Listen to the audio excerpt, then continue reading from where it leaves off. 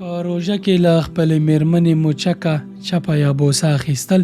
یا له هغې سره ساعت تېري کول مشکل نه لري، خو نزدېکت یا کوروالی بیا ورسره حرام دی او روژه ماتوي او په انسان د شپېته پرله پسې روژو قضایي راولي. عایشه رضی الله عنها وایي په روژه لرونکي باندې د ښځې شرمځای حرام دی.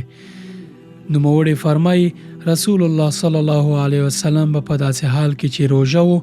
کوږی بوسه یا موچکه به یې هم اخیسته او مباشرت یا له میرمنې سره لوبې یا لمس به یې هم کاوه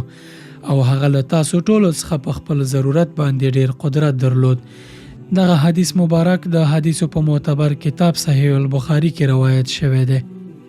چې د حدیث شمیره ده 1300. د دې حدیث وروستۍ برخه کې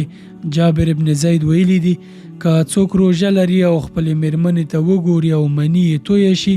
نو خپل روژه دی پوره کړي، یعنی خپل میرمنې ته په یوازې کتلو باندې روژه نه ماتیږي او یا نه فاسدیږي. په یو بل حدیث مبارک کې له هشام څخه روایت دی چې پلار یې ورته خبر ورکړی چې عایشه رضی الله عنها ویلي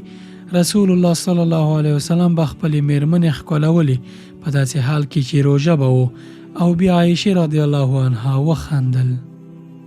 د حدیث د صحیح بخاري په معتبر کتاب کې روایت شوی چې د حدیث شمیره د 1300.